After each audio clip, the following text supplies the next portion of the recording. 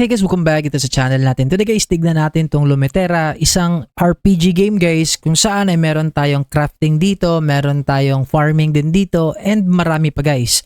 So tara at tignan natin tong Lumetera. By the way guys, wala pa ang game niya, pero kung gusto nyo tignan to, actually maganda naman yung game niya guys.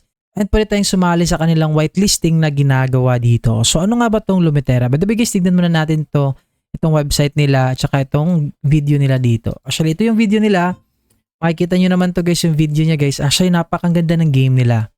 Ayan. So ito yung game niya. This is MMORPG game which is napaka-goods din ng game na to. Ayan makikita nyo.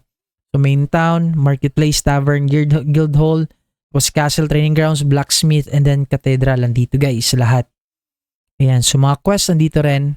Ayan. So mga store andito rin guys yung mga items natin. Ayan, may mga skills tayo dito, pang farming, pang gather, pang crafting, tapos pang katulad nito, pang attack ng mga enemies. Ayan, may mga enemies siya. Maganda yung game niya, guys. Actually, this is good para sa mga ganitong klaseng game. This is good. So, meron tayong party system din dito. Ayan. So, kung gusto niyo makasali guys sa whitelisting na ginagawa nila, guys, puntahan niyo ang kanilang website. Actually, napaka-goods naman din dito. So ano nga ba yung mga ginagawa nila dito? Meron tayong Mega Drop Part 1 nga dito kung gusto nyo sumali dito. So Dynamic Open World, ito yung game niya. Ayun, multiplayer, open world survival crafting game where you can battle, farm with your friends, and mysterious collected creatures in a vast world. Ayun. Tapos meron tayong battle din dito. Ito yung mga nakita natin kanina na may mga kalaban tayo. Or ito yung PvE nila dito guys. Ayan, makikita naman natin dito guys. Maganda yung game niya.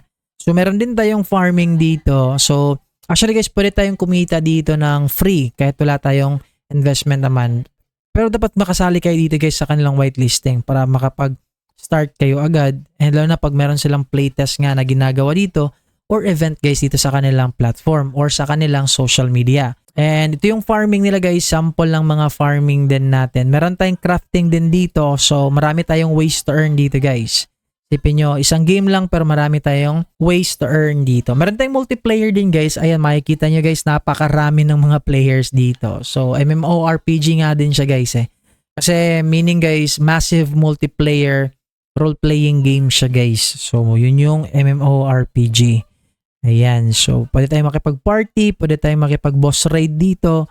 Ayan, so marami tayong pwedeng gawin dito sa Lumetera. Kaya ito yung maganda dito guys. Kaya huwag kayong magpapahuli. By the way, meron din tayong NFT dito sa mga gusto mag-own dito guys ng sariling NFT. Pwede naman tayong bumili dito guys mismo ng NFT nila, of course. Tapos meron tayong Twitter dito kung gusto nyo puntahan yung Twitter nila at saka yung Discord din nila guys para di kayo mahuli sa mga update na ginagawa nila dito. So actually napaka-goods nito kung gusto nyo sumali, kung gusto nyo mag-invest dito.